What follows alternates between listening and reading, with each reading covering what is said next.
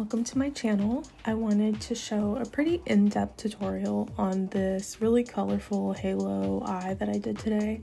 I genuinely had no direction with this look. All I knew is that I wanted to play with bright colors, so I went in with this all set eye base in the shade Base 1, which is a white base, because I wanted all those colors to really stand out and pop.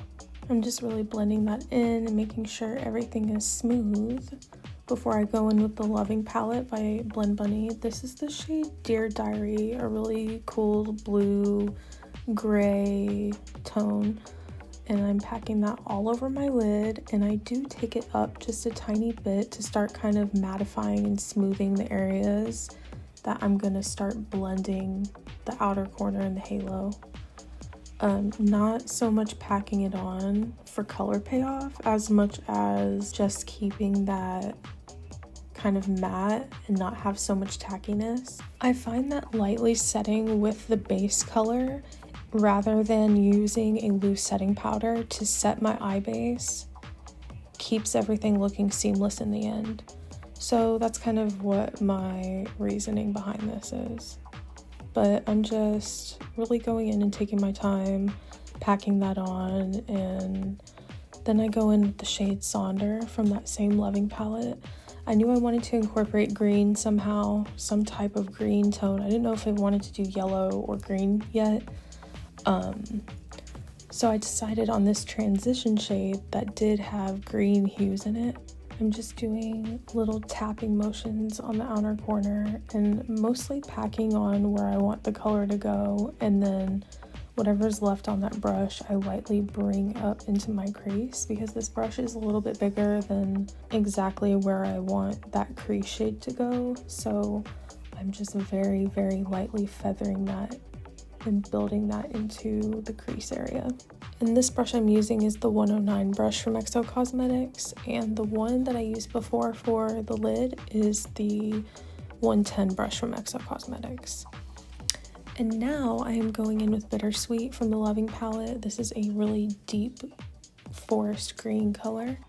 I wanted this to be more focused in the crease rather than really smoked out, so I went in with the Morphe M507 to build that green color, that bittersweet color, into the crease. This brush is my holy grail for every single eyeshadow look. I swear I use this every day. I need to get another one, or like 3 more, because I use them constantly and I'm constantly washing it.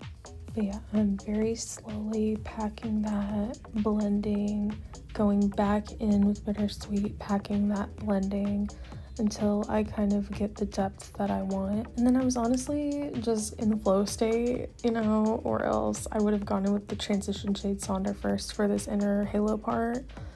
But I wasn't really planning on doing a halo eye. It just kind of happened. I don't know. I just can't not do a halo eye these days. They're like my go-to.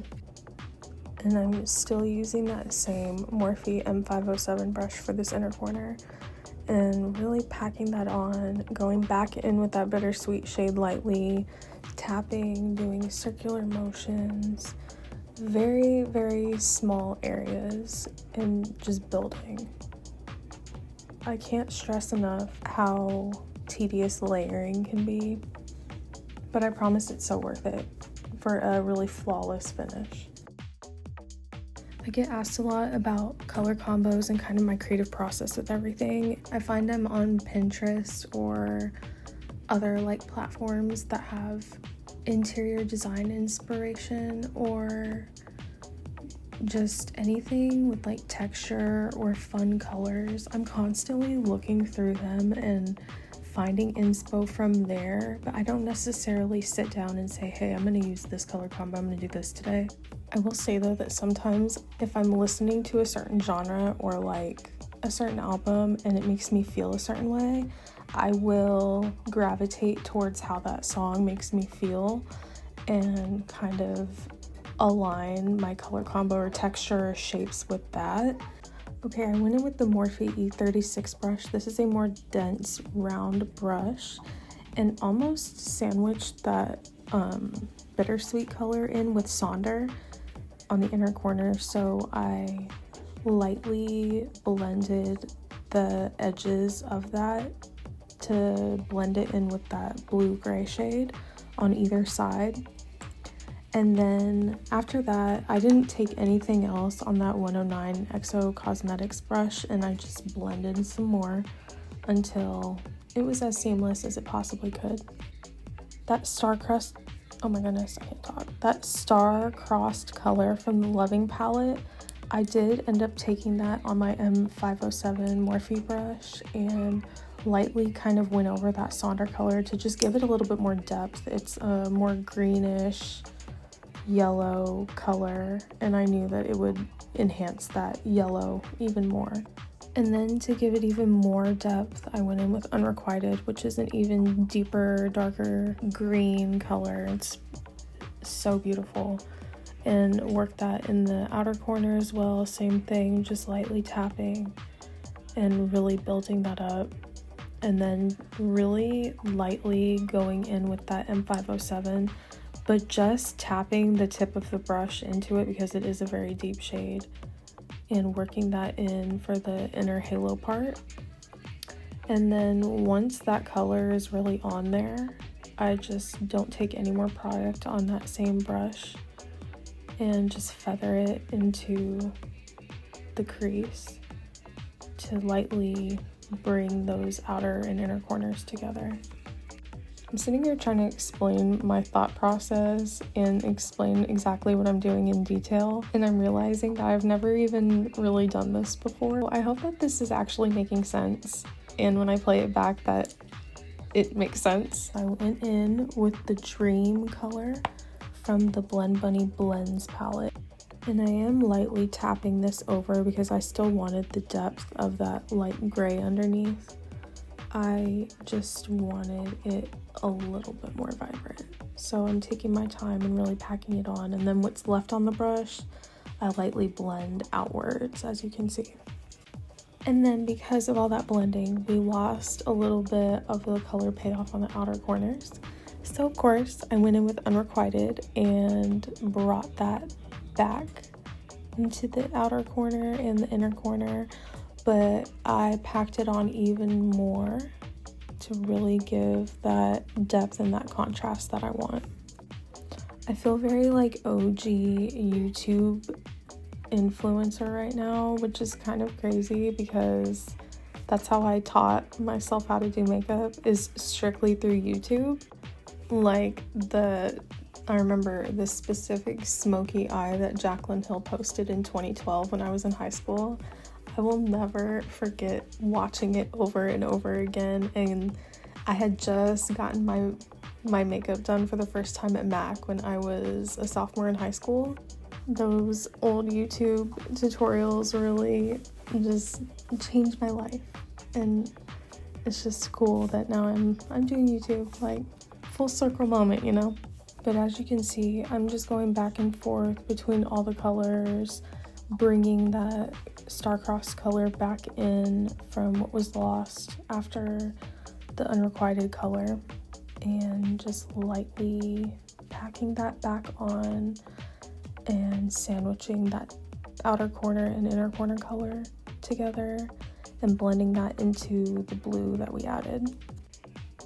And that green was not popping like I wanted it to, so I went in with that Serendipity shade in the Blends palette, a very bright yellow mustard shade, to really enhance the color of that crease. I kind of just like blended it all over and diffused the edges of the entire halo eye. I wasn't super precise with this because that's kind of the look I was going for, was just a big wash of color, but nothing too intense, but enough to where you can really see the color payoff. And I'm taking it up kind of where my brow bone is because I am gonna go in with that shade Wildflower.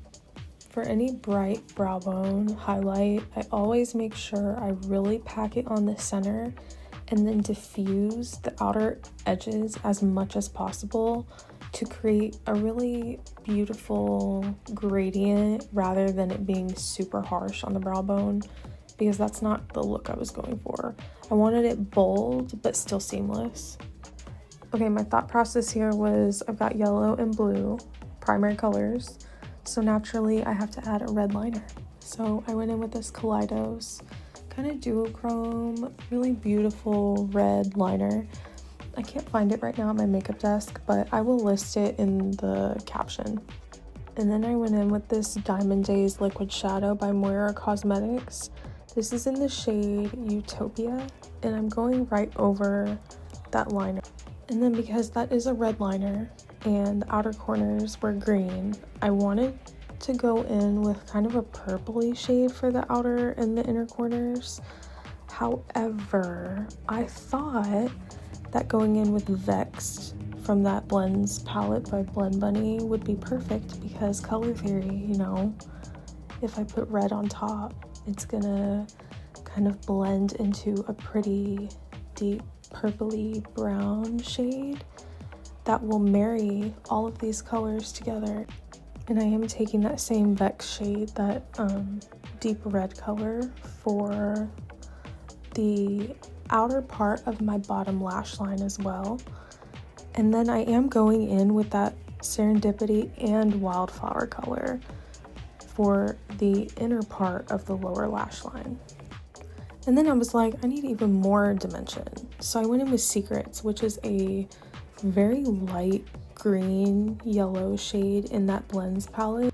For mascara, I did not want to use black. I wanted to keep a colorful mascara, but I did want to complement that purpley outer inner corner shade. So I went in with Plum Twilight, which is from the Maybelline Sky High Lash Sensational line, and just applied that on the top and bottom lashes. Here's a trick: if you have long lashes but they're pinned straight like mine and don't hold a curl for anything, I always curl my lashes after my mascara is 100% dry. Do not try to do this when your mascara is still tacky. I have learned my lesson the hard way, and just don't. Please be careful with this if you try it. Please be careful. Make sure your lash curler is very clean. Scrub it with soap and water, let it dry, and then go in and curl them after your mascara is 100% dry. And that always keeps my lashes looking very curled, and it holds the curl most of the day. And then I added the skinniest liquid liner. This is the Colourpop liquid liner in Grande, really pretty espresso shade. And I'm just doing a really skinny outer wing and then the inner corner as well, and making sure it's as skinny as I possibly can make it. And then for blush, I'm going in with the Cool Tone Kaleidos blush. I love this shade. I don't remember the name, but of course I'll list it as well. And then I'm using an eyebrow pencil from Maybelline for my lip liner. I used it one time because I think I was like out of the shade that I needed, and it just worked so well for me that I keep buying it as a lip liner. So there's that. And then I'm adding just a little bit of concealer on my lip. I like to do this when I want something real lightweight but still to cancel out my lip color. I need to try that MAC Lip Erase, but I don't have it yet. This is a really gorgeous iridescent lavender highlight from Beauty Bay. I think this is actually an eyeshadow, but I will list it as well. I did want to add some type of gloss, but since I was not in the mood for a heavy lip gloss or anything heavy on my lips, I decided on this yellow tinted lip oil from Pound Cake. It smells so good and it wears very beautifully. But yeah guys, that completes this colorful halo eye look. Thank you so much for watching, and let me know if you guys want to see more of these in-depth tutorials.